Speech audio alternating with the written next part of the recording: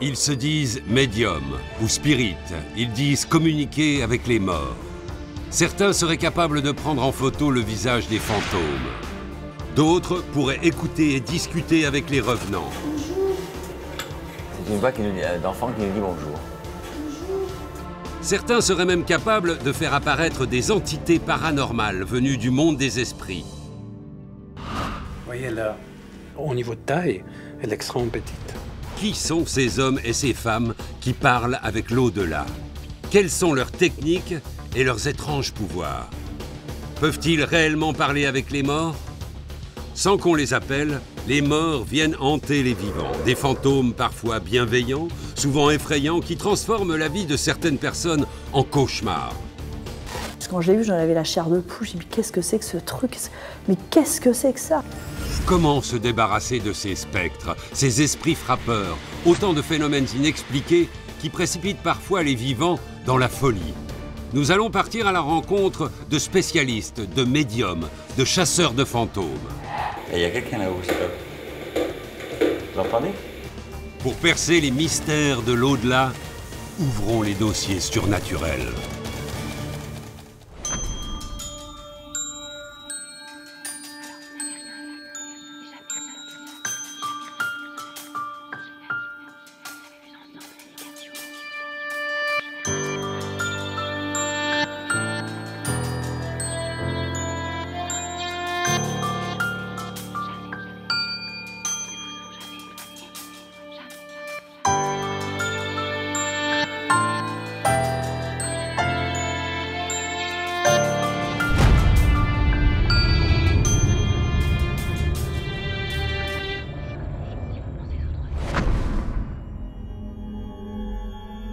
Peut-on communiquer avec les morts? Et d'une manière générale, les esprits existent-ils vraiment? Et si c'est le cas, pourquoi viendraient-ils tourmenter les vivants?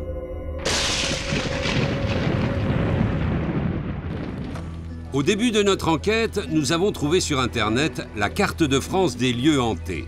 Des cimetières, des abbayes, mais aussi des carrefours routiers ou encore de vieux cinémas.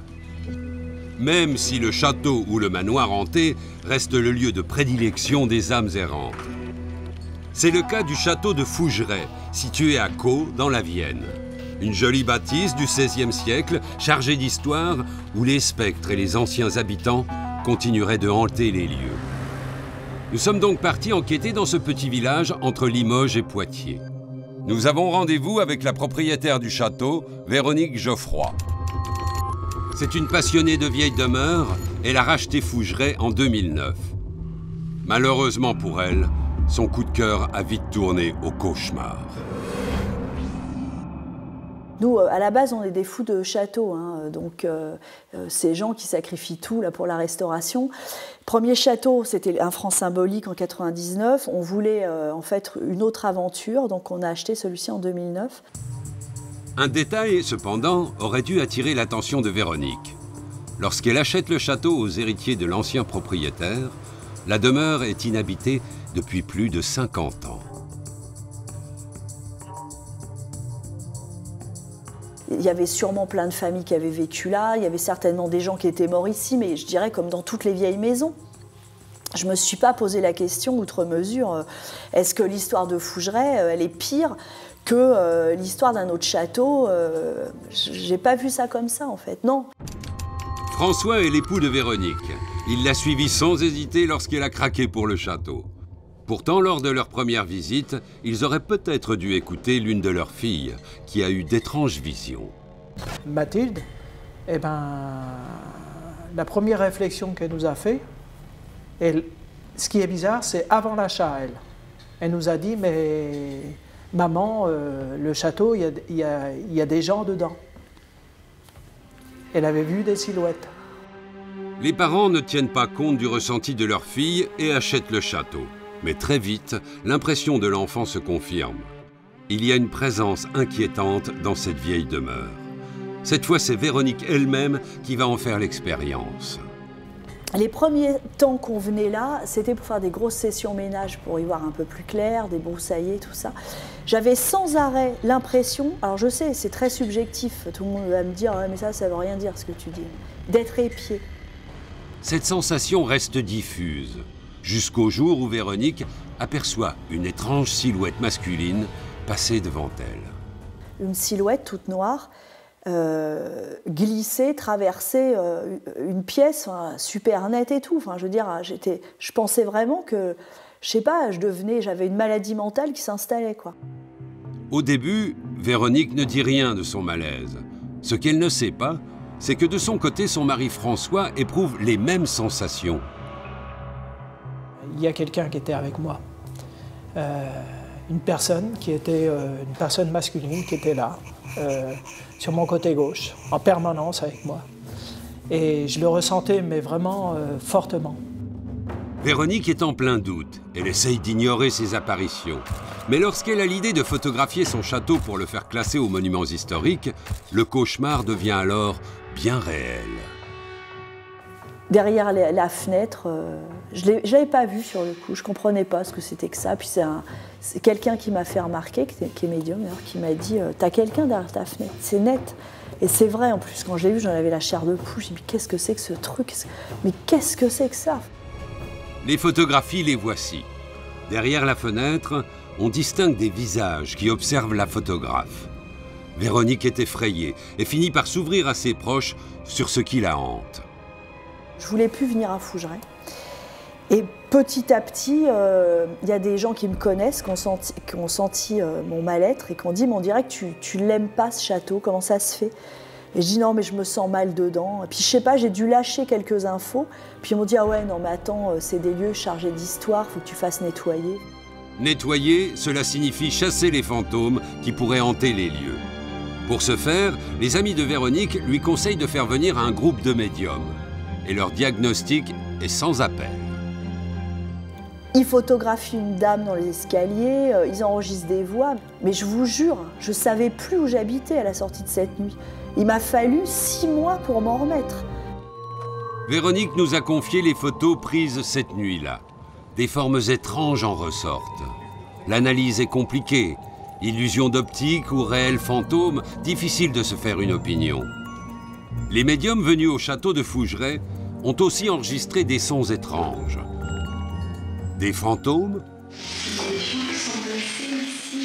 Là encore, difficile de juger. Mais si ces photos et ces enregistrements sont bien ceux d'esprits errants, d'où viennent-ils? Qui sont-ils? Et pourquoi hantent-ils ce château? Après la visite des médiums, Véronique décide de se pencher un peu plus sur l'histoire de Fougeray. Elle contacte les archives départementales, les descendants d'anciens propriétaires, les historiens locaux, et ce qu'elle découvre lui glace le sang. Je me suis rendu compte qu'il y avait quelque chose de cyclique, il y a quelque chose qui revient sans arrêt ici. C'est assez étrange en fait. C'est-à-dire qu'il y a une famille, enfin tout se passe bien, ça grimpe, l'ambiance, tout, ça marche, pas de problème. Et d'un seul coup, il y a un drame. Enfin un drame, une tragédie plutôt. Et là, ça casse tout, et clac, c'est revendu. En remontant la trace des différents propriétaires de Fougeray, une histoire va particulièrement bouleverser Véronique. Celle d'Alice, une jeune femme de 25 ans décédée il y a près d'un siècle. Peu de temps après son mariage, Alice décède d'une maladie, des reins et début de tuberculose, enfin bon, sans antibiotiques ad hoc, voilà, elle décède. Et puis son corps est ramené là, puisqu'elle est veillée ici, enfin elle est enterrée d'ailleurs à Caux. Désespéré par le décès d'Alice, son père se met à jouer. Il finit couvert de dettes et perd le château familial dans la foulée. Ils s'endettent auprès de leurs meilleurs amis, et ben leurs meilleurs amis récupèrent Fougeray puisqu'ils ne peuvent pas rembourser. Et le cauchemar ne va pas s'arrêter là. Chose inimaginable, 1 an seulement après avoir acquis Fougeray, l'histoire a bien failli se répéter. En 2010, Violette, la fille aînée de Véronique et François, tombe brutalement malade.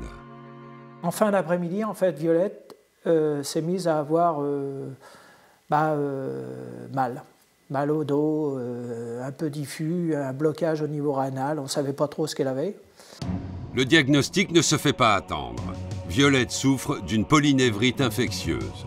La même maladie qui aurait emporté Alice il y a près de 100 ans. Très franchement, si on n'était pas dans les années 2000, enfin, si elle n'avait pas bénéficié d'un traitement antibiotique adéquat, elle serait décédée. Ça aurait fait comme Alice, elle a quand même passé 3 semaines à l'hôpital. Moi, je trouve que c'est une alerte. Depuis cet événement qui l'a terrorisée, Véronique n'a plus jamais voulu vivre dans ce château hanté. Elle a cherché à le vendre, en vain. La réputation de Fougeray n'est plus à faire, et aucun acquéreur ne prendrait le risque d'acheter un lieu chargé de tant de malédictions. Alors pourquoi les fantômes, les esprits des revenants, viendraient-ils hanter les vivants? Pourquoi resteraient-ils dans notre monde? La croyance dans les fantômes et dans leur mystérieux pouvoir n'est pas nouvelle, loin de là. Et l'histoire apporterait même une explication très précise à l'existence de spectres. C'est ce qu'explique Claude Lecouteux, historien et auteur d'une thèse sur ce sujet. On la trouve déjà chez Homère, cette croyance. À savoir qu'un mort doit... Enfin, vous avez, vous, moi, tous les vivants, ont, de par le destin, un certain nombre d'années à vivre. Si vous trépassez avant 80 ans, en admettant que ce soit ce qui vous a été alloué, vous ne pouvez pas passer dans l'autre monde ou dans l'au-delà. C'est impossible puisque vous n'avez pas, en fait, rempli votre durée de vie. Donc tous les gens qui meurent avant, par accident, par meurtre, par tout ce que vous voulez, eh bien, ils vont donner ce peuple de fantômes et de spectres et de revenants. Une explication qui pourrait s'appliquer au château de Fougeray, où une jeune femme décédée trop tôt continuerait à hanter ses murs. Reste à savoir ce que veulent les fantômes et quelles sont leurs relations avec les vivants. Il est très difficile de comprendre que dans les mentalités anciennes, le mort n'est jamais mort. Il est en retrait du monde des vivants, mais lui-même continue à mener une existence. S'il n'est pas content, il vient et il vous dit, et il vous fait part de son mécontentement.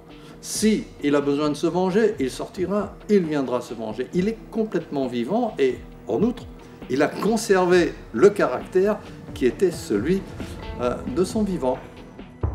Mais si les morts peuvent interférer dans nos vies, et si les vivants veulent entrer en contact avec eux pour les apaiser ou tout simplement pour discuter, encore faut-il trouver un langage commun. Une méthode de communication entre nos deux mondes. Au XIXe siècle, un homme y a consacré sa vie. Il s'appelle Allan Kardec. C'est le père du spiritisme, une doctrine qui compte encore aujourd'hui des millions d'adeptes de par le monde. Il y a plus de 150 ans, Allan Kardec a affirmé que certaines manifestations paranormales sont un moyen utilisé par les défunts pour communiquer avec les vivants. Et selon lui, pour en avoir la preuve, rien de plus simple. Il suffit de se réunir autour d'une table, si possible en présence d'un médium. L'assemblée pose alors des questions. Si la table bouge, c'est qu'un esprit a entendu l'appel.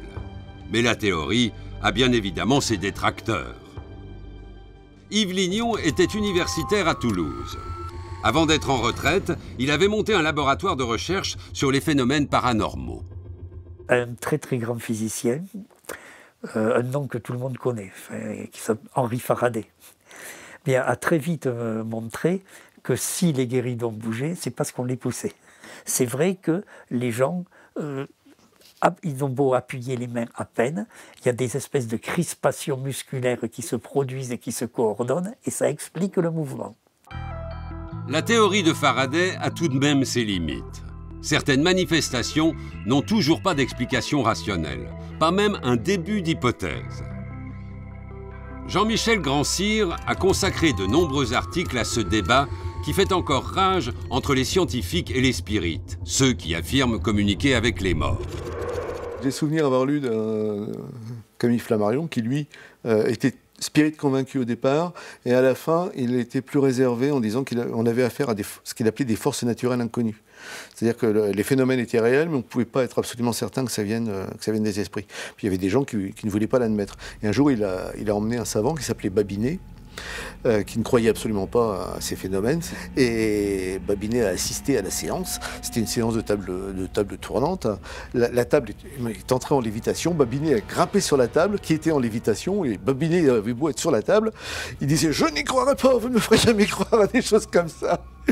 Et malgré le fait qu'il se soit retrouvé sur une table en lévitation, il n'a jamais voulu admettre la réalité du phénomène. Au cours de notre enquête, nous avons découvert que les spirites d'aujourd'hui utilisent des moyens de communication très élaborés pour entrer en contact avec les morts. Joël Uri est médium et président de l'IFRES, l'Institut français d'études et de recherche spirit. Une association qui s'inscrit dans la continuité des travaux d'Allan Kardec, tout en recherchant de nouvelles méthodes de contact. Car celle des tables tournantes souffre tout de même d'un grand défaut. Avec un guéridon, c'est fastidieux. Pour avoir un mot, il y a quelqu'un qui récite l'alphabet, et au moment où c'est la bonne lettre, poum, le guéridon se lève un pied et retombe. Et même les questions les plus simples posent problème. Par exemple, demander son nom à un esprit. Si vous tombez sur un esprit qui s'appelle Zéphirin, et qui est bègue, vous commencez la séance de table tournante à 9 h du soir, et à 3 h du matin, vous ne savez pas encore comment il s'appelle. Joël Uri a accepté de nous faire découvrir ce qui fait la fierté de son association de spirit. Bonsoir. Bonsoir. Alors, comment va? Comment allez-vous tous? Et toi? On passe à soir? Allez-y, je vous en prie. Merci. L'association dispose en effet d'une machine étonnante qui permettrait de capter l'image des défunts qui cherchent à entrer en contact avec les vivants.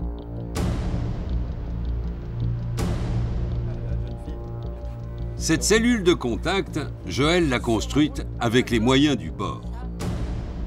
Ici, nous avons une parabole, donc une parabole polaire, c'est-à-dire que le foyer de la parabole est centré. Tout ce qui est en face de cette parabole, les sons, et même les lumières, puisque la parabole est blanche, est renvoyé sur le foyer, c'est-à-dire là où est assis l'expérimentateur. Dans cette pièce capitonnée se trouvent 2 caméras, un diffuseur de brume et un rétroprojecteur. Nous émettons une brume qui vient être éclairée par un rayon laser et filmée en 2 angles différents par 2 caméras. Après avoir fait entrer un volontaire, Joël bombarde la cabine de vapeur. La séance peut démarrer. Mais au préalable, il faut convoquer les esprits. Nous faisons appel à tous ceux qui sont disponibles autour de nous, toutes les entités qui seraient susceptibles de se manifester, de se faire reconnaître. Et puis nous prendrons ce qui vient, sans exiger, avec beaucoup d'humilité. Et puis, on espère que ça va fonctionner. Les caméras enregistrent la scène pendant 6 à 8 secondes. Et une fois l'expérimentateur sorti de la cellule de contact, il n'y a plus qu'à décortiquer la vidéo, image par image. Tu vois ? Ce soir, la pêche a été bonne. Durant l'expérience, les caméras ont enregistré ce qui pourrait être 2 visages et un chiffre. Donc moi, ça m'a paru assez intéressant, donc je vous la montre. Qu'est-ce que vous voyez? Alors, on ne sait pas. En tout cas, pour pouvoir avoir ce genre de forme dans une brume qui apparaît sur une image, vous avez une chance sur 1 milliard, enfin à mon avis. Donc, qu'est-ce que c'est? Quand on zoome dessus, on voit bien une structure. Donc, voilà, qui ressemble. Donc, je sais pas. Quand j'enlève la luminosité entièrement, voilà. Donc, c'est pas terrible, mais ça a quand même le mérite d'être là.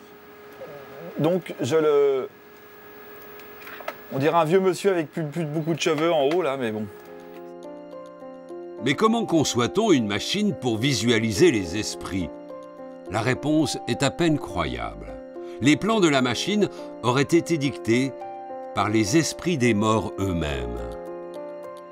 En effet, certains détails techniques nécessaires à la bonne réalisation auraient été transmis par une méthode de spiritisme très étonnante. Joël Uri a accepté que nous assistions au même type d'expérience. Le groupe va entrer en contact avec des morts par une séance d'écriture automatique. Le principe est simple. Après les avoir appelés, le médium de la séance entre dans une sorte de transe. Moi, en fin de compte, je m'endors. C'est un état de conscience modifié ou un état alpha ou un état océanique, comme certains aiment l'appeler. Je me plonge dans cet état-là, plus ou moins facilement. Tout dépend de mon état physique, tout dépend de mon état émotionnel.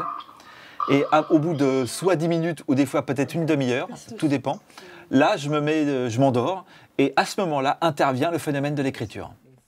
Selon Joël Uri, les entités profiteraient de cet état de transe pour s'emparer de sa main et faire passer leur message. Des entités qui le suivent depuis des années. Alors il y a un Eric, un Sébastopol, un Tardieu, un Gabriel, il y a un autre qui s'appelle Virgile. Il est 21h30, la lumière est tamisée, les membres de l'IFRES sont concentrés. Joël peut invoquer les esprits et lancer la séance. Alors voilà, nous allons donc faire notre expérience d'écriture automatique, comme nous en avons l'habitude maintenant depuis de nombreuses années. Nous allons tenter l'expérience et essayer d'aller le plus loin possible dans celle-ci, en espérant que tout se passe admirablement bien.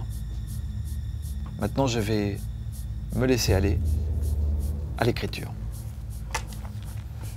Au bout de 3 minutes à peine, Joël semble avoir complètement quitté son corps.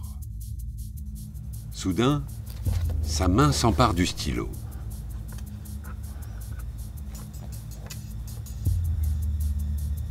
Il se met à écrire frénétiquement, sans que le médium n'ouvre une seule fois les yeux.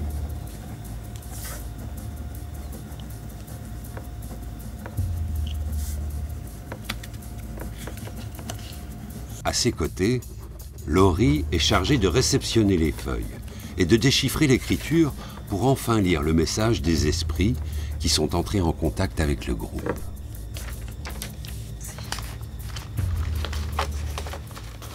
Mes amis, n'ayez pas peur de votre singularité. Les signes que nous vous envoyons pourront être décriés. Selon les membres de l'IFRES, c'est donc grâce à ces voix qu'ils ont pu construire la cellule de contact. Est-ce vraiment utile d'enregistrer les couleurs ? Ce soir, les membres de l'IFRES veulent savoir s'ils peuvent utiliser des caméras noir et blanc pour leurs expériences. La question est relativement simple. En revanche, la réponse dictée par l'esprit l'est beaucoup moins. La couleur n'est visible la plupart du temps que par des procédés optiques spéciaux. Vos yeux ne perçoivent qu'une faible largeur du spectre de couleurs possibles dans l'univers. Ce seraient donc les esprits eux-mêmes qui délivreraient chaque semaine leurs instructions. Mais bien évidemment, tout comme la technique des tables tournantes, l'écriture automatique fait débat. Si vous pensez que c'est l'esprit, moi je respecte votre croyance comme si vous me disiez que vous croyez en Dieu. Mais scientifiquement, je ne vais pas dire que vous avez raison de croire à l'esprit. Les polémiques, Joël Uri en a l'habitude. Et elle lui importe peu. Depuis 10 ans, il préfère perfectionner ses expériences. Eh bien, plus la technique de communication évolue, plus elle devient pointue, plus elle devient sensible, plus on reçoit des interventions du monde spirituel qui sont de plus en plus probantes. Pour l'heure, l'IFRES ne sait pas à qui appartiennent les visages et que signifient les chiffres captés grâce à la cellule de contact. Les sceptiques, en revanche, ont une théorie. Pour eux, il s'agit d'un phénomène appelé pareidolie. C'est ce qui fait que nous voyons des formes dans les nuages. C'est ce qui fait que, je ne sais pas si ça vous est arrivé, moi quand j'étais enfant, ma nounou me disait, regarde, dans la lune, il y a un monsieur qui porte une échelle sur son dos. On voit son image. C'est le fameux test des taches d'encre qui est utilisé en psychologie. Jean-Michel Grandcir, lui, connaît bien les travaux de l'IFRES. Il suit leur progression depuis des années pour son magazine Parascience. Et s'il s'y intéresse, ce n'est pas sans raison. À l'IFRES, il y a trop de visages trop nets, vraiment nets, pour pouvoir dire qu'on a affaire à de la pareidolie. Est-ce que ce sont des défunts qui apparaissent? Ça, c'est autre chose. À qui appartiennent ces visages? Pour le moment, les spirites du XXIe siècle ne le savent pas encore. Le fait d'utiliser des caméras ou des enregistreurs pour tenter de capter l'image et le son des esprits, cela s'appelle de la transcommunication instrumentale. Apparue dans les années 70, cette technique s'est popularisée avec l'apparition des premiers magnétophones grand public. La forme la plus connue de la transcommunication instrumentale passe par le son. Le spirit se concentre, lance un appel et laisse tourner l'enregistrement. Si les esprits sont bien présents, les voix d'outre-tombe s'impriment alors sur la bande. À quoi ressemble la voix des morts et surtout quel type de message adresse-t-il aux vivants? Nous avons réussi à retrouver un homme qui en a fait l'expérience de manière très étonnante. Ni médium ni spirit, Jean-Paul Sermonte est écrivain. Il a eu recours à la transcommunication après le décès de Pascal, sa fiancée, morte à 29 ans des suites d'un arrêt cardiaque. C'était épouvantable. Le cerveau refusait de croire. Et puis quand les pompiers sont arrivés et qu'ils ont dit mais il n'y a plus grand chose à faire, ils ont quand même essayé. Et puis ils sont venus, ils m'ont dit mais c'est vraiment fini. Jean-Paul est fou de douleur. Il refuse d'admettre le départ de celle qu'il aime. Mais quelques jours après l'enterrement, son éditeur le met en contact avec une de ses auteurs, Monique Simonet.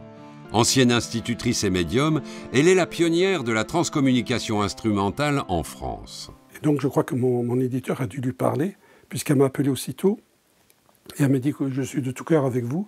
Est-ce que vous voulez est-ce que vous voulez que je tente? J'ai dit oui, j'ai dit ça me ferait plaisir. Jean-Paul est tenté par l'aventure, mais il veut être sûr qu'il s'agit bien de sa fiancée. J'ai dit, la transcommunication, oui, mais à condition qu'il y ait une preuve, vraiment, d'abord que ce soit Pascal, d'abord que ce ne soit pas quelqu'un d'autre qui vienne me parler à sa place, même quelqu'un d'autre de l'autre côté. Hein. La veille de l'enregistrement, Jean-Paul a une idée. Il va établir un code avec sa fiancée, sans rien dire à la médium. Ici même, dans cette pièce, j'ai prié Pascal. J'ai dit, Pascal, je ne sais pas si tu m'entends, mais si tu m'entends, regarde, cette dame, Monique Simonet, va essayer d'entrer en communication avec toi. Mais je veux qu'il y ait un mot de passe entre nous. Je veux être certain que ce soit toi, que ce ne soit pas ni une tricherie, ni quelqu'un de l'au-delà qui parle à ta place. Et voilà, si tu me parles de chat, puisqu'elle adorait les chats, je dis, si tu me parles de chat, je saurai que c'est toi. La médium est à Reims, Jean-Paul vit à Paris. 300 km les séparent lorsqu'elle lance son appel à l'esprit de la jeune femme décédée. Pascal, est-ce que vous êtes là? Est-ce que ça va mieux, Pascal? Pouvez-vous dire quelque chose pour Jean-Paul? Quelques jours plus tard, Jean-Paul reçoit l'enregistrement par la poste. La médium lui a envoyé l'intégralité de la séance, entrecoupée de ses propres observations. Et ce qu'il va entendre va définitivement bousculer ses certitudes. Ça va, Pascal, vous êtes bien? La médium est surprise. Quelque chose de bizarre, je dis Pascal, vous êtes bien, et il y a une voix qui dit miaou. Je ne sais pas, peut-être c'était un jeu entre vous, on ne sait jamais, ça pourrait avoir un sens pour vous. À partir de ce moment-là, je me suis dit, pour moi, l'au-delà existe, parce que ça ne peut être... Il n'y a pas d'autre explication. La transcommunication, c'est... Moi, je pense que c'est ce qui m'a sauvé de la dépression nerveuse. C'était il y a 25 ans. Un simple miaulement, enregistré de manière inexplicable, a aidé Jean-Paul à traverser l'épreuve. Et depuis, il vit avec la certitude de retrouver un jour celle qu'il a aimée. Contacter les morts, leur faire un signe dans l'au-delà, parvenir à leur parler, pouvoir écouter leur voix, pour ceux qui y croient, tout semble possible grâce à ces techniques de communication par enregistrement. L'une des vertus est d'ailleurs d'accompagner dans leur souffrance les personnes en deuil. Monique et Jean-Jacques Blanc-Garin l'ont bien compris. Ils dirigent l'association Infinitude, qui utilise la transcommunication instrumentale, ou TCI, pour accompagner les familles en deuil. Alors, l'aide aux personnes en deuil, ça veut dire le suivi, bien sûr, de ces personnes-là, et puis le réconfort qu'on peut leur apporter, mais surtout aussi la preuve que l'on pourrait leur apporter que la vie continue après et que leur être cher n'est pas complètement disparu. Et c'est là où nous utilisons la transcommunication instrumentale. Reconnu dans le milieu du spiritisme depuis 20 ans, Jacques et son épouse agissent totalement bénévolement auprès des personnes endeuillées. Ils ont accepté de nous faire écouter quelques-unes des paroles qui auraient été prononcées par des défunts et qu'ils ont recueillies.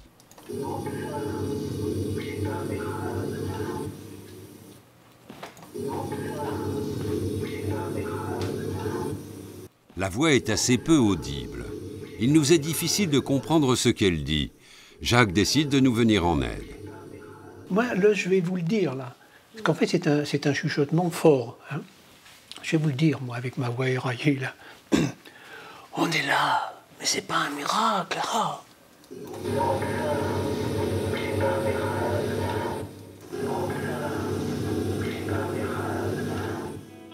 À force d'écouter l'enregistrement, on peut effectivement entendre cette phrase. Mais comment savoir si ce n'est pas une illusion auditive ou tout simplement de l'auto-persuasion? C'est compliqué la transcommunication parce que quand les voix sont trop nettes, on va vous dire, bah oui, on a capté une radio, on a capté quelqu'un dans la pièce à côté qui parlait. Quand les voix sont pas assez nettes, on va dire, bah oui, des gens s'imaginent que c'est du paranormal alors qu'en réalité c'est de la mauvaise interprétation. Nous avons voulu savoir comment se déroulait une séance et dans quelles conditions les voix étaient capturées. Monique et Jacques ont accepté de nous en faire la démonstration.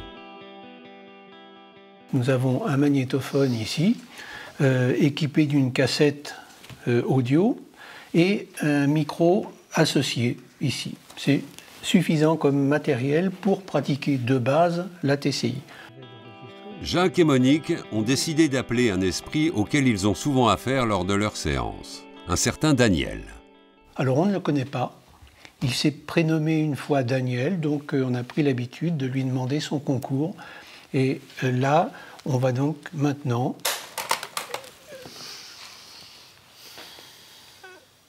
lui demander à Daniel, est-ce qu'il est présent avec nous? L'appel est lancé. L'enregistrement déclenché. Jacques provoque alors un étrange bruit de fond avec un crayon de papier. Ils ont besoin d'un bruit de fond. En fait, ils ont besoin de fréquences particulières. Des fréquences qu'ils vont pouvoir manipuler pour générer leur message. L'enregistrement n'aura duré qu'une vingtaine de secondes. Jacques et Monique sont-ils entrés en contact avec des esprits? Ils n'ont plus qu'à repasser la bande. Il faut vraiment écouter très très concentré. Et moi j'entends, c'est un souffle. Ça va plutôt bien. Ça va plutôt bien.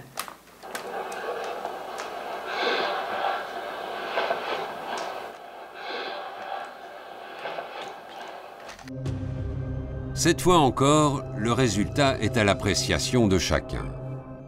Et peut-être faut-il commencer à croire à l'existence des esprits pour accepter qu'ils puissent nous parler et qu'on puisse les entendre. Mais certaines personnes, comme Véronique, n'ont pas choisi d'être en contact avec des spectres. Puis quand je l'ai vu, j'en avais la chair de poule. J'ai dit, qu'est-ce que c'est que ce truc? Mais qu'est-ce que c'est que ça? Heureusement pour elle, des spécialistes, des chasseurs de fantômes vont intervenir. Voilà, vous voulez ouvrir le contact? Oui, encore plus, voilà. Nous allons suivre une traque durant une nuit dans le château hanté de Fougeray. Un château bien mystérieux. Et il y a quelqu'un là-haut, c'est pas... Vous entendez?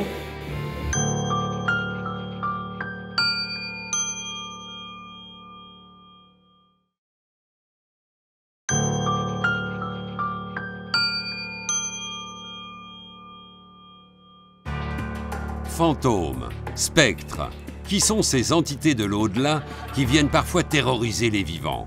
Et pourquoi se montrent-ils?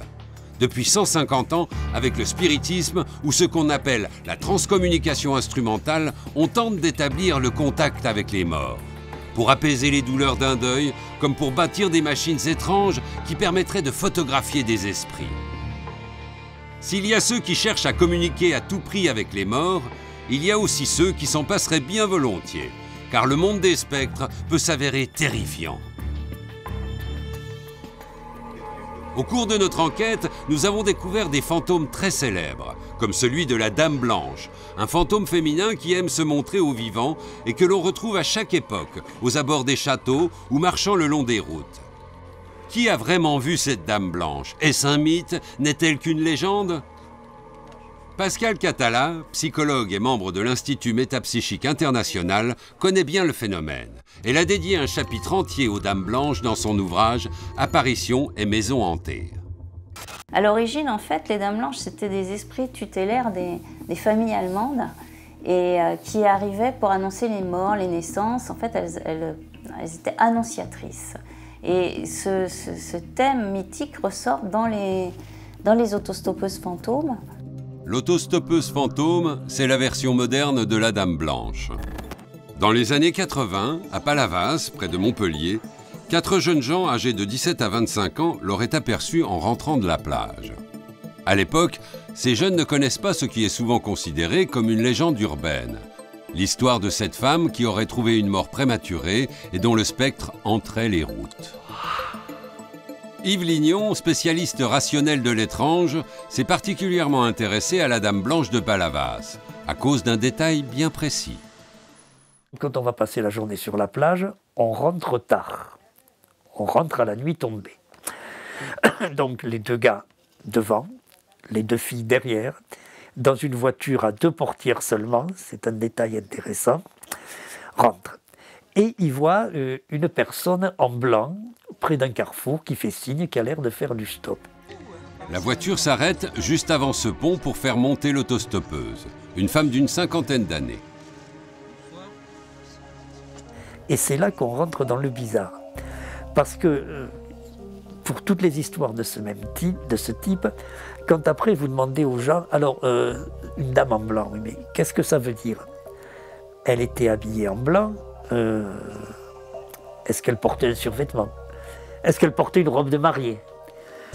Les témoins sont incapables de donner des détails vestimentaires. Ils vous disent qu'elle était en blanc. Selon le témoignage des jeunes gens, très vite, un climat de malaise se serait installé dans la voiture. Il faut dire que l'étrange passagère ne répond pas à leurs questions. Elle ne va rompre le silence que pour les mettre en garde. Attention. Et ce n'est pas tout. Quelques instants plus tard, un événement encore plus étrange frappe la voiture. Sitôt après, elle disparaît. Elle n'est plus dans la voiture. Et dans l'affaire de Montpellier, ce qui est intéressant, justement, c'est que c'est une voiture à 2 portières seulement. Difficile dans ces conditions de sauter de la voiture en marche sans que personne ne s'en aperçoive. Mais peut-on croire une telle histoire? Même Yves Lignon, souvent très sceptique, est persuadé que les jeunes gens ont dit vrai. Ce qui leur rend crédible, c'est qu'ils se sont précipités au commissariat. Parce que s'il y a une profession dans la terre et même ailleurs, dans laquelle on n'aime pas être victime de mauvaises blagues, c'est vraiment la police. En général, quand on voit des gens arriver qui sont complètement paniqués, que leur histoire se tient, les témoignages se corroborent, on peut penser qu'il y a eu quand même quelque chose d'objectif à la base. Leur témoignage semble d'autant plus crédible que ces jeunes gens n'avaient aucune raison de mentir. Leur motivation ne semble pas non plus être l'argent ou la recherche de notoriété. Ils en ont parlé eux-mêmes, les témoins, à leur entourage, mais pas plus. Et donc il y a eu un petit effet tache d'huile, mais vraiment pas énorme. Et quand la presse est arrivée, ils ont dit non. Nous avons tenté de retrouver les protagonistes de cette étrange histoire. Mais après l'affaire, ils se seraient murés dans le silence. Mais nous avons retrouvé un homme qui a parlé de ce récit avec les jeunes gens. Vincent Melgozo était étudiant en psychologie à l'époque et collaborait aux recherches d'Yves Lignon. C'est dans ce cadre qu'il a rencontré 2 des 4 passagers. Elle a disparu. C'était des jeunes parfaitement équilibrés, qui étaient un tout petit peu effrayés par l'ampleur que prenait cette affaire sur laquelle ils s'étaient déjà exprimés vis-à-vis des policiers, et ils ne voyaient pas que dire d'autre. En fait, ils pensaient pouvoir, à travers un entretien avec des personnes qui étaient habituées de ce type d'événement, pouvoir trouver une explication. Que s'est-il vraiment passé ce soir-là dans la voiture? Qu'est-ce que les jeunes gens ont vu très exactement? Eux seuls le savent. Vincent Melgozo non plus ne met pas en doute leur sincérité. Quand une personne en recherche de reconnaissance affabule, elle monte un scénario qui, à bien des égards, est excessif. Ce n'était pas le cas. Ce n'était pas le cas. Ces deux jeunes sont restés relativement modestes, relativement mesurés. Ils ne cherchaient pas la notoriété, ils ne cherchaient pas à faire croire quelque chose d'incroyable. Ils étaient dans la sincérité et dans l'incompréhension. Reste une dernière hypothèse. Le petit groupe aurait pu boire de l'alcool ou prendre des stupéfiants.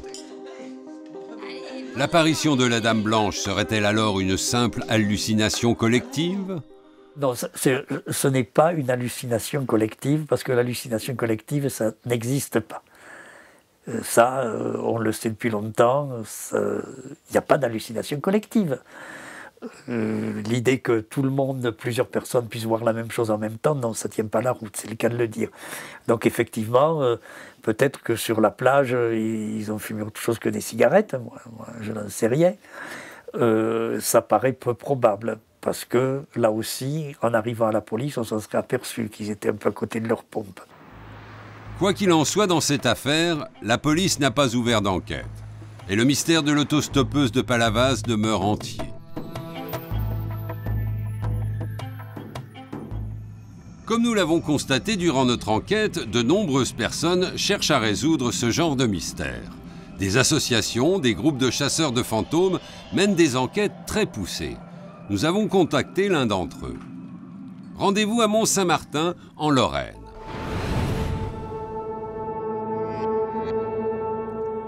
L'association Ghost Activity réunit des passionnés de phénomènes paranormaux.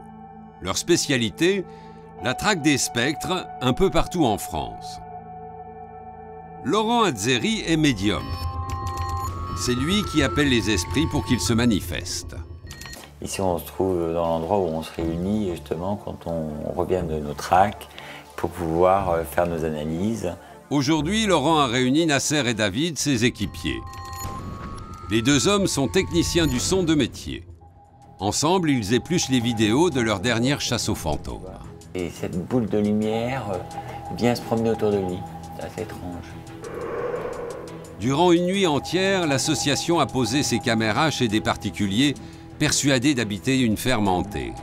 À première vue, les images semblent confirmer leur dire. Elles montrent la présence d'orbes, d'étranges taches de lumière invisibles à l'œil nu. Et nous, à ce moment-là, on appelle ces orbes pour voir s'ils sont un peu intelligents. Et on leur demande de venir nous rejoindre. Donc Michel va se mettre face au lit, tu vois. On a cette boule de lumière qui vient autour de nous. Quelle est la nature de ces orbes? Impossible de le savoir et visiblement, il ne s'agit pas d'insectes. On avait quand même, pour faire un petit rappel, gazer la pièce pour pas qu'il y ait d'insectes, avec une bombe anti-mouche. Reste l'explication la plus plausible, à savoir de simples particules de poussière. Mais Laurent le médium a une autre théorie. Après agrandissement, ces boules de lumière renfermeraient de mystérieux visages. Le nez, la bouche, les yeux. Les yeux comme ça, là. Un visage ou une illusion d'optique? Impossible de le savoir. Mais l'équipe a autre chose à nous montrer, ou plutôt à nous faire entendre. Ah oui, j'ai une voix d'enfant qui est assez intéressante là, que je voudrais vous faire écouter.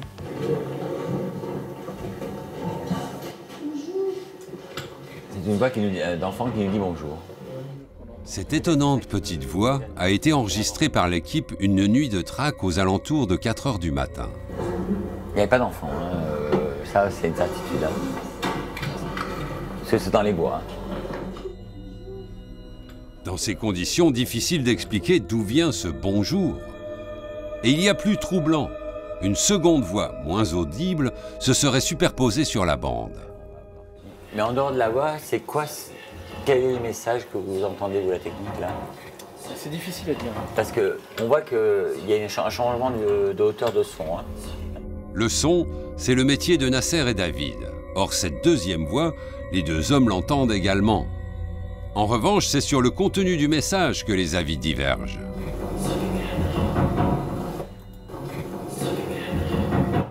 Moi, je dirais plus si quelqu'un m'entend. Sur certaines enquêtes qu'on a travaillées, et il s'avère quand même qu'il y a beaucoup de photos, beaucoup de vidéos avec des choses flagrantes qui nous sautent aux yeux. Et comme moi, dans l'équipe, je travaille au niveau du son, j'entends beaucoup de choses et ça donne à réfléchir, effectivement. Étant sur place, je peux voir en fin de compte si c'est pas un canular, s'il n'y a pas de trucage. Puisque là, je peux dire oui, effectivement, oui, ça s'est réellement passé. J'étais présent.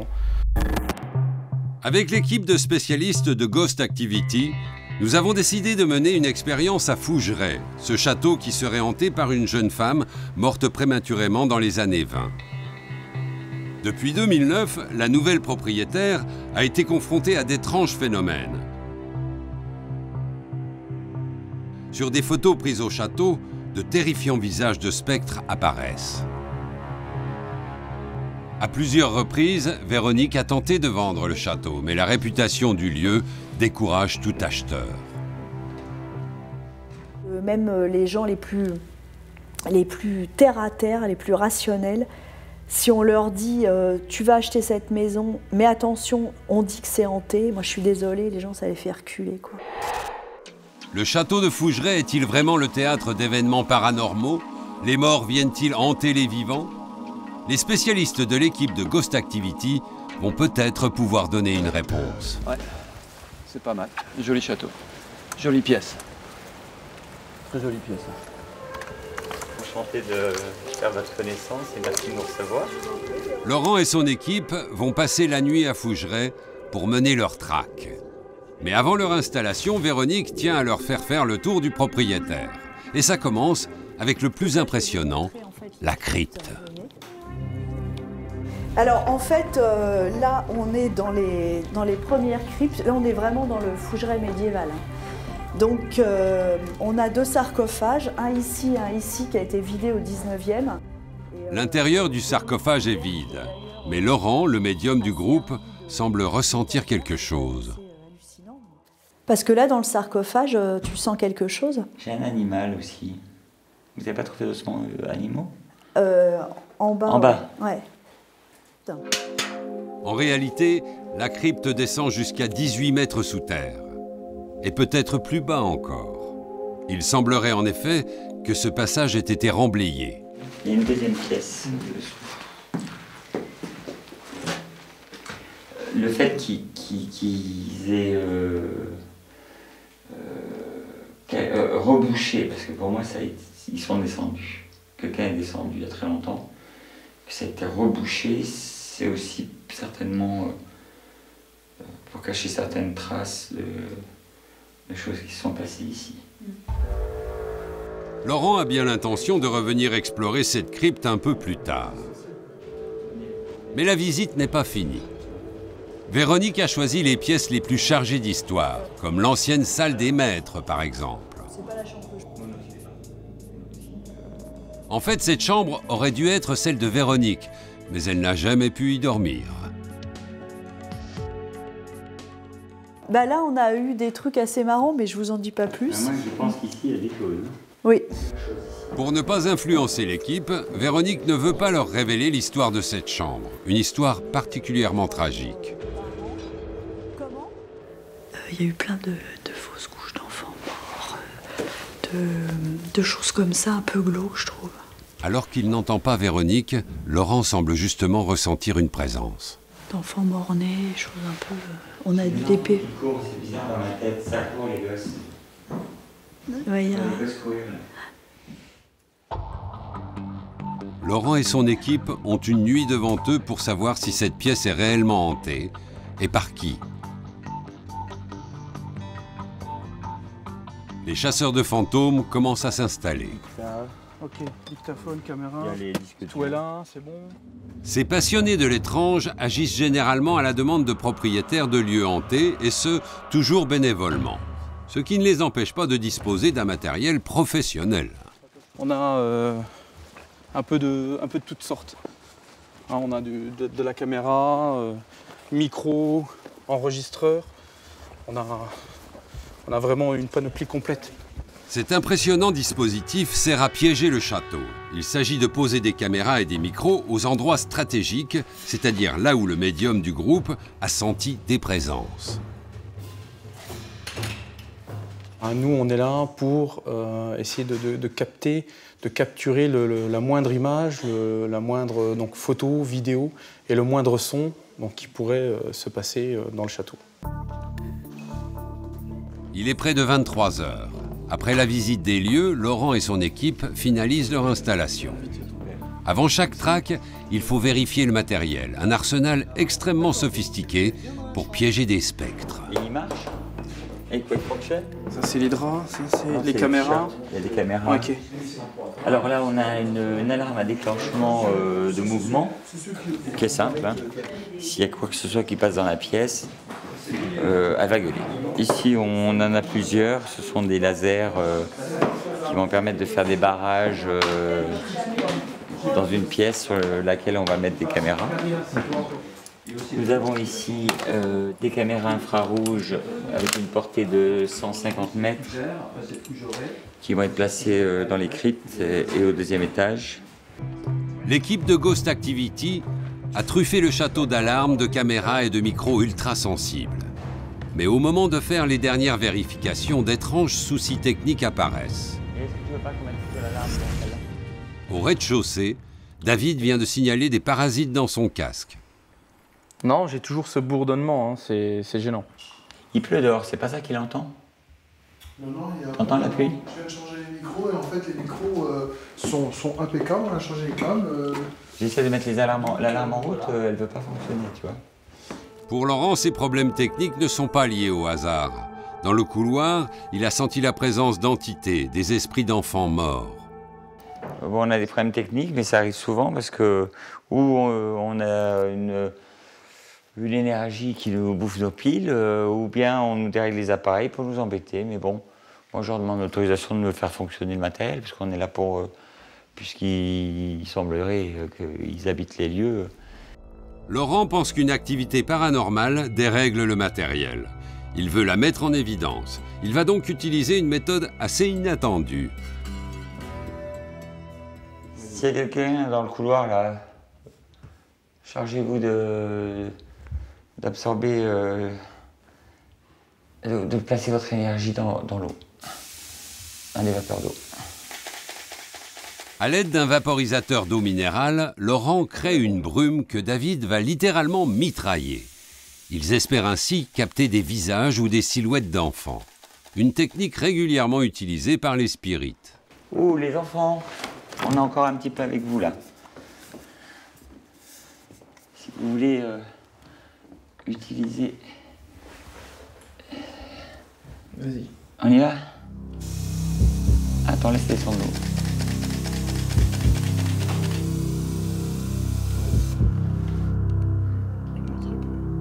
Il faut voir sur le compte écran après. On a fait une petite séquence vidéo pour voir si effectivement dans cette vapeur d'eau on a quelque chose qui apparaît. On va donc fouiller. Si on arrive à fixer quelque chose, donc voilà, on va donc fouiller cette brume d'eau qui était donc alimentée par une lampe infrarouge. Mais pour l'heure, Laurent et David n'ont pas le temps d'éplucher les photos. L'installation n'est pas finie. Il faut encore équiper la crypte avec un téléviseur et une caméra. On la mettra en route et comme il y aura, on va dire, de la neige qui va apparaître uniquement sur la télé, voir s'il y a un visage ou des choses qui se passent donc sur cet écran. On va laisser une caméra en fixe dessus. Ce que veut faire David, c'est une version vidéo de la transcommunication instrumentale. La caméra va filmer en continu la neige sur l'écran. Au terme de la traque, l'équipe devra décortiquer la cassette image par image. Si quelqu'un se trouve ici, qu'il utilise la télévision pour nous faire un signe. Hein. Allez, go. On va éteindre les lumières et laisser tourner la machine. Il est minuit. Le dispositif est enfin en place. Laurent et une partie de l'équipe réalisent des enregistrements à l'étage, pendant qu'au rez-de-chaussée, Nasser récupère les images et les sons. Manifeste-toi. Je suis en train de regarder éventuellement toutes les images qu'on a récupérées tout à l'heure, notamment les vidéos. Et par la même occasion, eh bien, je reste à l'écoute de tout ce qui se passe dans les pièces que l'on a piégées avec les micros. L'équipe n'aura pas à attendre bien longtemps.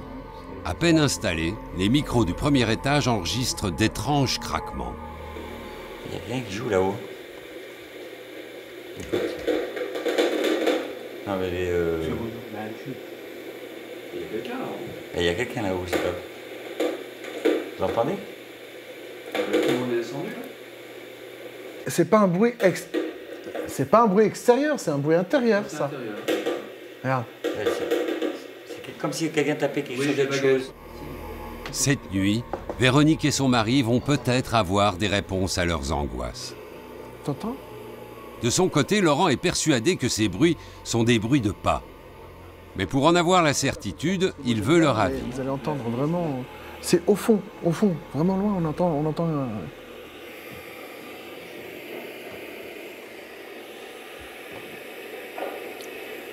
J'ai entendu. Tiens, tu as entendu? Ah ouais, non, moi ça m'effraie. Non, mais je veux dire, c'est quand même hallucinant, quoi. Ça tape. Et ça n'a rien à voir avec du bois qui... Ah, ça n'a rien à voir avec du bois qui craque. Allô, vous m'entendez? Oui, t'entends, c'est sûr. L'équipe va passer à l'action. Laurent le médium veut tenter un appel aux esprits dans la chambre d'où proviennent les craquements. Ouais, K2, on va le laisser poser ici, allez hop. Le K2, c'est un appareil qui détecte les ondes magnétiques, comme celle d'un micro-ondes, d'un téléphone portable ou d'une présence spectrale. Si on a un esprit qui est dans la maison ou qui vient nous rejoindre, le K2 va monter, la petite lumière verte va monter dans le rouge. Là, tu vois, ça vient de monter là. Voilà, montez. Voilà, vous voulez ouvrir le contact? Oui, encore plus, voilà. Laurent a senti la présence d'enfants dans cette pièce. C'est donc à eux qu'il va s'adresser. Pour être sûr de ne pas perturber les appareils de détection, les portables sont coupés. Et on est là pour ouvrir le dialogue. Est-ce que tu es content qu'on soit avec toi ce soir? Si oui, tu peux nous faire un signe, nous parler. Et David va nous dire si tu nous parles. Malgré l'invitation de Laurent, les voyants des appareils restent obstinément verts. L'équipe va donc tenter une autre pièce, la chambre des maîtres. Et à leur grande surprise, les K2 s'affolent. C'est ce que nous voyons sur les images de la caméra témoin portée par Laurent. Dès qu'on a demandé si on pouvait venir ici, on a eu une réaction, tous les appareils se sont affolés. C'est étrange. Bon. Cette étonnante manifestation n'aura duré qu'une fraction de seconde. Et puisqu'elle s'est arrêtée au moment précis où nous sommes entrés dans la pièce, Laurent est persuadé que la présence de nos caméras perturbe l'expérience. On va... Donc c'est ça, c'est le fait qu'il y ait cette turbulence. Vous voulez plus de calme pour parler? Réagissez, vous pouvez le faire. Vous voyez le K2? Ici. Ou celui-ci, vous pouvez le déclencher aussi, vous l'avez fait il y a 2 secondes. Est-ce nos caméras qui font fuir les entités? Y a-t-il vraiment des fantômes à Fougeray? Au petit matin, Laurent et son équipe auront engrangé des heures et des heures d'enregistrement. Il leur faudra de longues semaines pour les passer au crible, un travail titanesque pour peut-être apporter des réponses.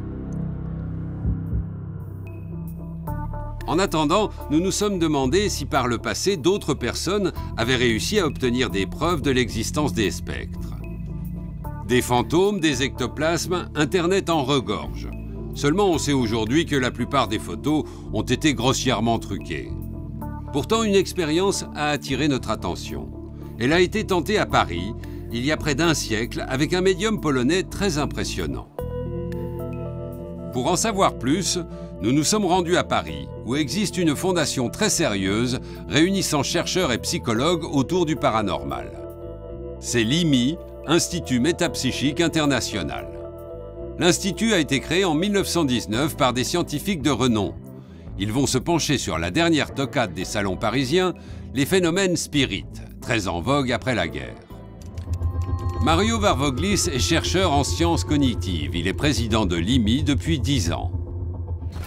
La mission, quelque part, c'était de faire des investigations, de faire des recherches sur les phénomènes associés au spiritisme, mais sans forcément avoir les croyances ou les convictions qui sont associées.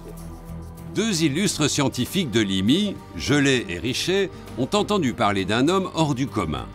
Le Polonais Franek Kluski, un médium qui aurait déjà été capable de faire apparaître des esprits. Ils l'ont invité à Paris et ils ont mis en place un protocole inspiré des protocoles précédents, enfin qui étaient déjà en place, mais ils l'ont perfectionné. Et ce qui les intéressait, c'était de produire un objet qui donnait en soi preuve de l'existence d'un phénomène paranormal. En réalité, Richet et Gelé sont persuadés que le médium triche et ils veulent le confondre. Ils vont alors mettre en place un protocole ultra strict. Dans une pièce tamisée, les deux savants réunissent le médium, des volontaires et un huissier. But de l'opération, pratiquer une séance de spiritisme, mais sous contrôle d'un homme de loi. Les docteurs Gelé d'un côté et les docteurs Richet de l'autre côté tenaient les mains de cette médium Kluski. Et ils donnaient des rapports constamment aux scribes pour assurer qu'ils ont toujours les mains et que c'est bien les mains de Kluski qu'ils ont en main eux-mêmes. Au milieu du cercle, les deux scientifiques ont mis en place un dispositif étrange, un bac d'eau bouillante recouvert d'une couche de paraffine fondue, pour tenter de capturer un esprit. La demande, enfin, ce qu'il était censé faire M. Kluski, c'était d'abord d'inviter, si on peut dire, ces esprits, ou ce qu'on peut dire, et de diriger cet ectoplasme, cette substance immatérielle presque, les diriger vers le bac, de le faire plonger dans le bac plusieurs fois. Ce qui va se passer lors de cette séance, ni les scientifiques ni l'huissier n'ont jamais pu l'expliquer. Après avoir lancé un appel aux esprits, Kluski rentre dans un état proche du sommeil. Il est parfaitement immobile. Mais dans la pièce apparaissent soudain d'étranges boules de lumière diffuses, d'une nature indéterminée. Parfois, ces lumières prenaient forme et ils prenaient la forme d'une main moitié visible, moitié invisible, et parfois d'une main complètement formée. Les deux médecins demandent alors au médium, toujours immobile, de bien vouloir diriger ses mains ectoplasmiques dans le bac de paraffine. À leur grande stupéfaction, les formes lumineuses s'exécutent et plongent à plusieurs reprises. Mais surtout, ce qu'ils attendaient après, c'était les bruits de cette main, on peut dire, qui plongeait dans l'eau, dans le bac avec les paraffines et l'eau. Et les scientifiques ne sont pas au bout de leur surprise. Non seulement les drôles de lumière plongent dans le bac, mais en plus, elles en ressortent toutes seules, sous la forme de moules de paraffine qui ont l'aspect de mains, avant de venir se poser sur les genoux des expérimentateurs. Je ne peux pas dire qu'on a une explication, aucune explication. On a simplement un constat qui est basé sur des témoignages de personnes qui étaient quand même assez vigilantes et alertes et entraînées de chercher ce genre de phénomènes, et qui étaient, il faut savoir, ils étaient plus habitués à traquer les fraudes qu'à trouver les bons. L'expérience a été tentée à plusieurs reprises et à chaque fois, de nouvelles mains sont apparues. À la suite de ces séances, du plâtre a été coulé à l'intérieur des moules de paraffine. Les moulages de ces étranges mains venues de l'au-delà existent encore. C'est dans un coffre-fort que l'Institut les conserve depuis près d'un siècle. Parce que là, on a des mains de taille adulte, on peut dire, très très bien formées. Et bien sûr, ils ont demandé dans certains cas que les fantômes, entre guillemets, l'ectoplasme, prennent de formes, de positions des mains qui sont relativement difficiles à reproduire aussi artificiellement. Pourrait-il y avoir un truc ? Imaginons par exemple que par un tour de passe-passe, Kluski ait réussi à se libérer sans que personne ne s'en aperçoive pour plonger ses mains dans la paraffine. Comment aurait-il fait ensuite pour sortir ses mains du liquide et se débarrasser du moule sans le briser? D'autant qu'il y a un autre mystère de poids. Aucun des moulages réalisés ne correspond aux mains des expérimentateurs. Vous voyez là, encore une fois, très fine. Et en tout cas, au niveau de taille, elle est extrêmement petite. C'est tellement impressionnant qu'on a du mal à croire. Donc au début, quand j'ai entendu parler de cela, ici à l'Institut, je disais, mais c'est de la mythologie. Ça, soit c'était fabriqué, soit c'était une fraude, mais ça, c'est absolument pas possible. Depuis un siècle, les membres de l'IMI se relaient pour régulièrement éplucher les rapports de l'huissier, sans comprendre comment un tel phénomène s'est produit. Et actuellement, la question se pose encore. Chaque hypothèse que j'avais pour comment ça pourrait être les produits d'une fraude, chaque fois, j'ai tombé sur un mur. Et donc, j'ai fini par dire c'est impossible que c'était produit par fraude, sauf il y a une seule sortie, et cette sortie, c'était si les exploitateurs faisaient partie de la fraude. Les scientifiques Gelet et Richet auraient-ils triché? Impossible à savoir, d'autant que l'expérience n'a jamais pu être renouvelée. Imposteur ou véritable médium, Kluski semble bien avoir été unique en son genre. Peut-on vraiment voir des spectres, des esprits? Et pourquoi se laissent-ils photographier ou enregistrer? Après leur chasse aux fantômes au château de Fougeray, les spécialistes du paranormal vont enfin nous donner les résultats de leur traque. Sur les rafales de photos, effectivement, on a quelque chose d'assez étrange. Et nous allons également découvrir que ces phénomènes étranges et terrifiants ont parfois une explication très étonnante. Étonnante de simplicité. Pour moi, c'est inexpliqué. J'aimerais bien qu'on me l'explique.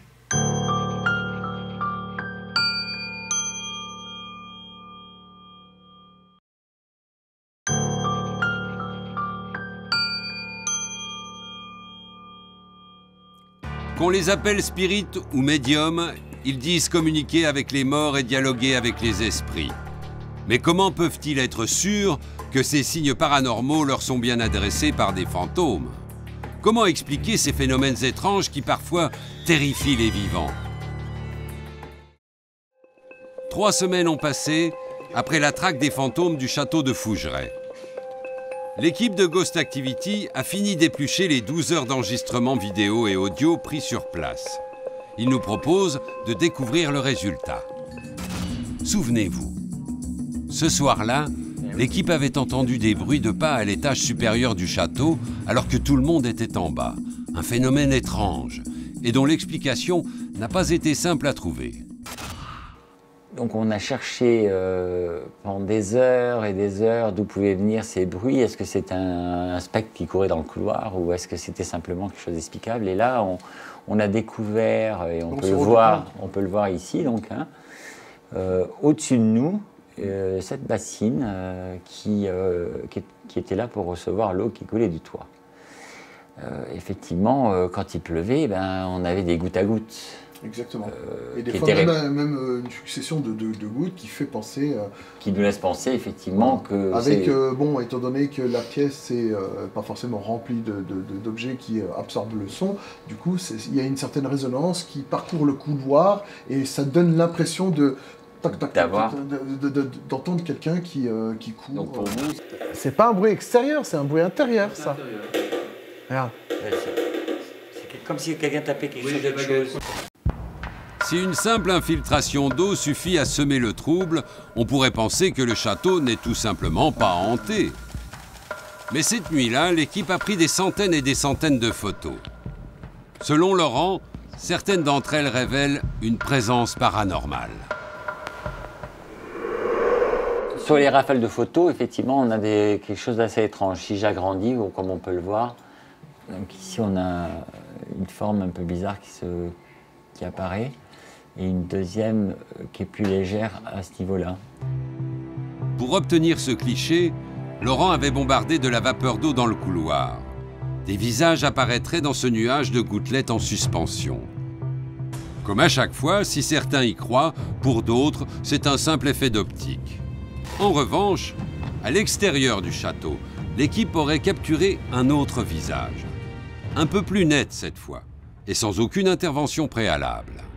Ça, c'était à 4 h du matin. On était avec David, avec Fred, le caméraman. On a fait le tour du château. Et comme on peut le voir ici à la fenêtre, on a un visage. Donc ce visage, il apparaît, on dirait un homme un peu barbu, etc. Et lui, il est là, il nous surveille. Est-ce un visage spectral ou simplement un reflet? À chacun sa conviction. Laurent, lui, a la sienne. Le château serait bel et bien hanté. Pour preuve, sa tentative de contact dans une des chambres du château aurait été suivie d'effets inexplicables. Voilà, les appareils se déclenchent, et là on a comme des jets de lumière qui arrivent sur le lit. Les appareils déclenchent, et hop, on a comme un champ électromagnétique d'énergie qui viennent juste après le K2. Le bilan de Ghost Activity oscille donc entre explications rationnelles et phénomènes étranges. Une chose est sûre, en revanche, Fougeray n'aura pas révélé tous ses secrets cette nuit-là. Difficile de ne pas être perplexe et de ne pas s'interroger. Existe-t-il des lieux où des manifestations paranormales sont visibles à l'œil nu sans ambiguïté possible?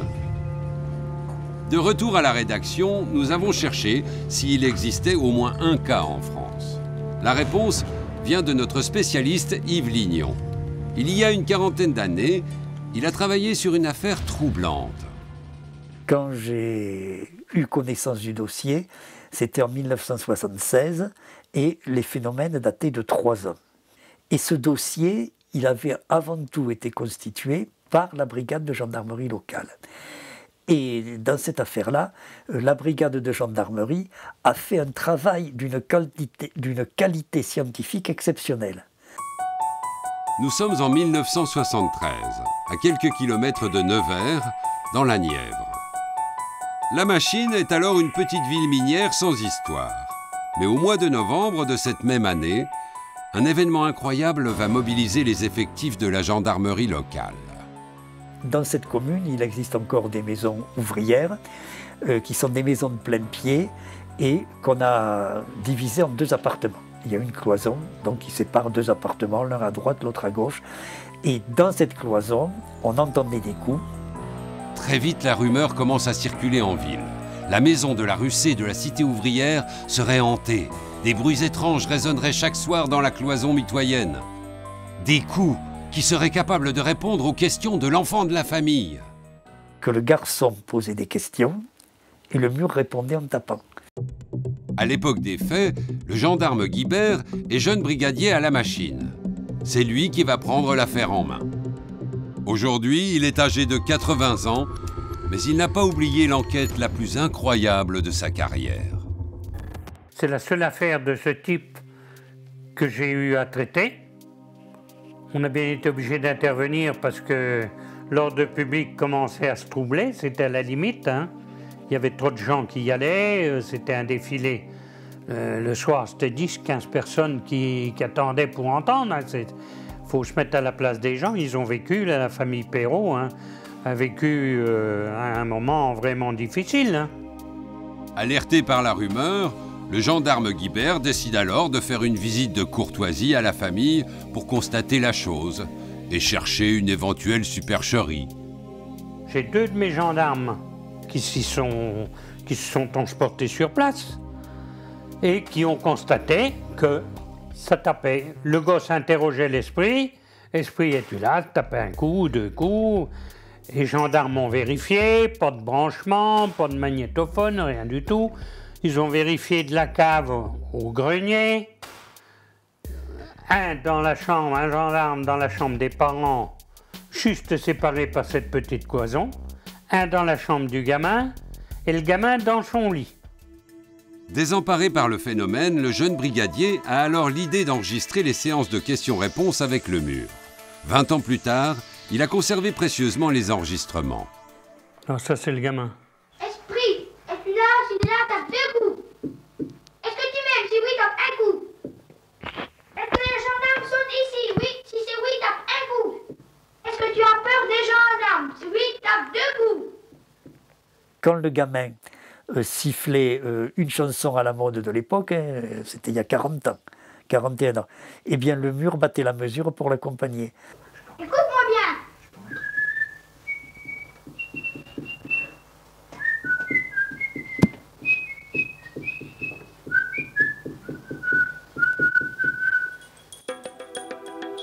Les enquêteurs finissent par se rendre à l'évidence, non seulement il n'y a aucun trucage, mais en plus, le mur semble doué de clairvoyance. Pour tester cet esprit frappeur, le gendarme Guibert va même essayer de le piéger. J'ai posé diverses questions sur ma famille, sur le nombre d'enfants que j'avais, avec la précision du sexe, et donc j'ai eu des réponses exactes.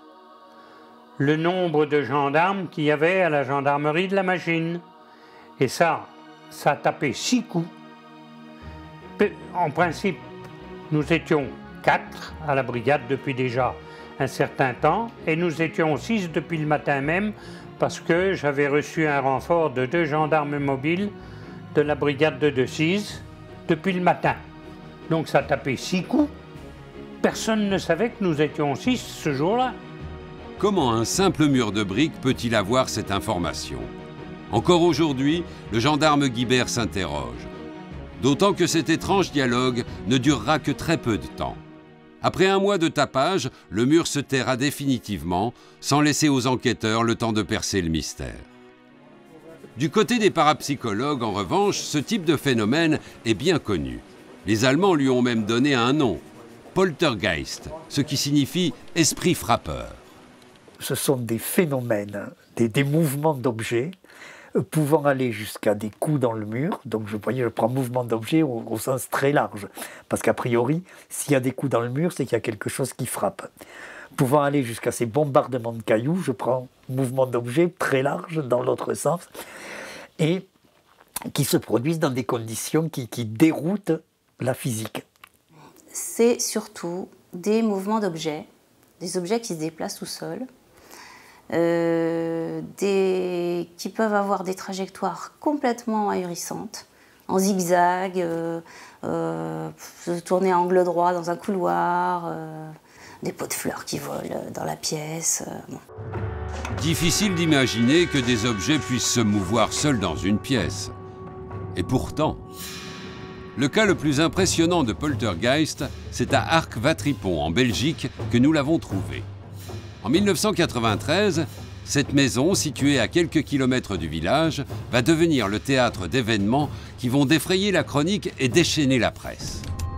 Michel van Bockenstal est président du CERPI, le Centre d'études et de recherche des phénomènes inexpliqués en Belgique. Il s'apprête à publier un ouvrage sur les événements d'Arc-Watripon, le résultat de plusieurs années d'enquête. C'est une petite maison donc rurale, on va dire, donc perdue au milieu des champs, avec une famille sans histoire. Mais à partir du 5 janvier 1993 se déroulent des événements tout à fait extraordinaires. Ce soir-là, les meubles et les objets vont commencer à se déplacer seuls. La maison semble habitée par une présence terrifiante. En fait, les habitants appellent les forces de l'ordre vers 22h30, 22h45, mais donc les phénomènes avaient déjà eu lieu auparavant, et même déjà certains jours qui précédaient. Mais il y a eu un crescendo, c'est-à-dire donc que les phénomènes devenaient de plus en plus importants, et au moment où ils appellent les forces de l'ordre, ils sont vraiment dépassés par les événements. Au cours de ses recherches, Michel van Bockenstal a retrouvé certains protagonistes de l'époque, et notamment l'ancien gendarme qui était de permanence ce soir-là. Michel Baguet est aujourd'hui à la retraite, mais il se souvient encore de chaque détail de la nuit du 5 au 6 janvier 1993. On nous a appelés, donc du dispatching, pour nous demander de nous rendre dans une maison où les gens se plaignaient de déplacements de mobilier, d'objets qui tombaient par terre. Donc, un collègue et moi, on s'est regardé, on a rigolé et puis on s'est demandé dans quelle galère on allait débarquer, quoi. Leur tour de garde est presque terminé, mais Philippe Baguet et son collègue décident tout de même de passer voir les propriétaires de la maison. Il est 23 h. Les deux hommes frappent à la porte et remarquent un détail amusant. Un petit détail, c'est que le monsieur nous reçoit avec un casque de contremaître là, en plastique. Donc le collègue et moi, on se regarde et on dit c'est encore plus grave qu'on le pensait, quoi, dans le sens la plaisanterie continue. Dans la maison vivent un couple de septuagénaires, leur fille et le petit ami de cette dernière. Mais ce qui retient l'attention du gendarme de prime abord, c'est l'incroyable désordre qui règne dans chaque pièce.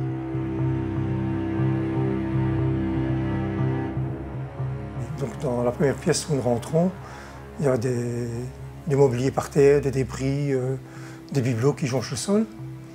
Donc on demande qui a bien pu faire ça. Parce que pour nous, ça ressemble plus à une scène de ménage qu'à autre chose. Et donc il nous dit non, ça vient tout seul, ça tombe tout seul. Le gendarme Baguet n'en croit pas un mot. Mais en inspectant la maison, il va être témoin d'un phénomène extraordinaire. L'arrachage par une force invisible d'une prise du téléphone posée sur le frigo de la cuisine. Personne d'autre ne pouvait avoir accès à ce fil. Et le fil s'arrache carrément de la prise du téléphone. Et ce n'est qu'un début. Durant cette nuit complètement folle, les gendarmes vont assister à une véritable valse des objets. Et donc ça va très vite, hein. Quand on parle de déplacement, on ne peut pas parler d'un objet qui flotte dans l'air. C'est un objet qui se déplace très très vite. Et ce n'est qu'au moment où l'objet tombe par terre qu'on peut se rendre compte de ce que c'est en réalité. Donc comme un livre, un gros bouquin qui passe à travers la cuisine, qui se tape contre le mur.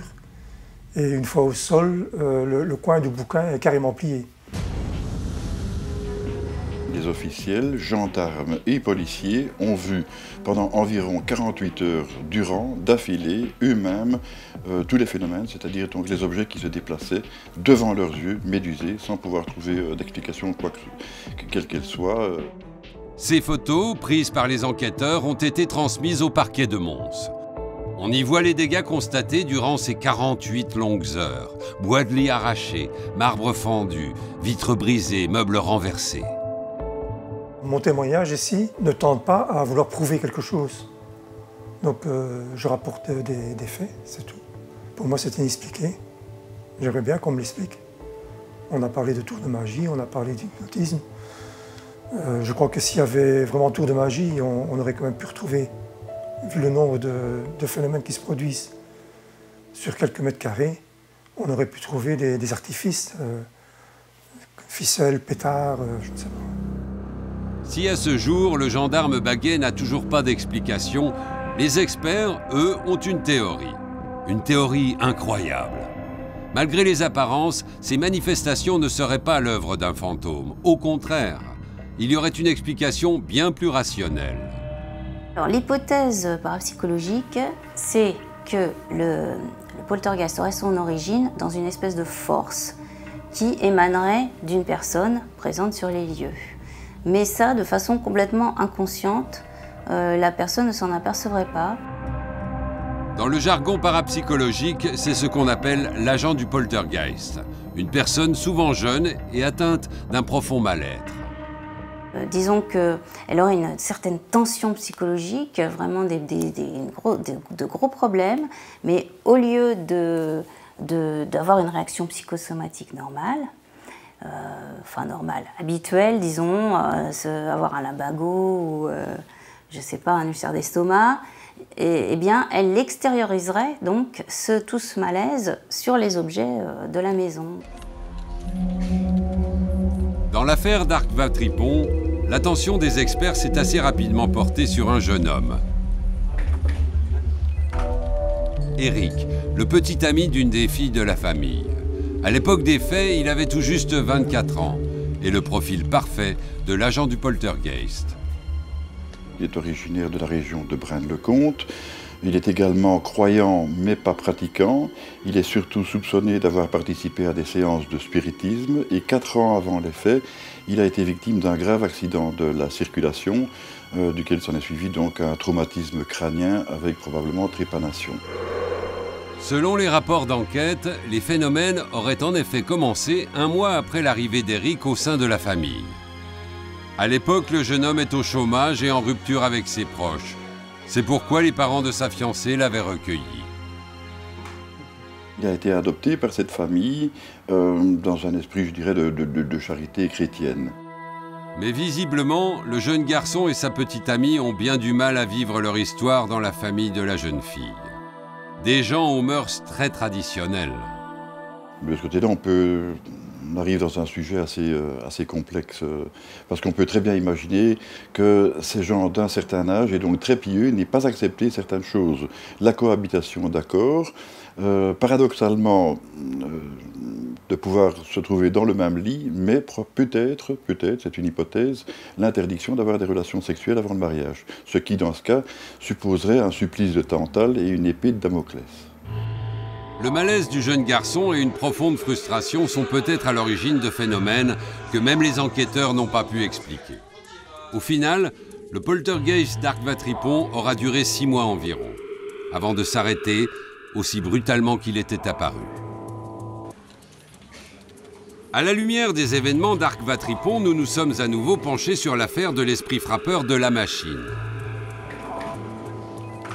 Pour Yves Lignon, il n'y a aucun doute, l'agent du poltergeist, c'était l'enfant de la maison, le petit Dominique, âgé de 12 ans à l'époque.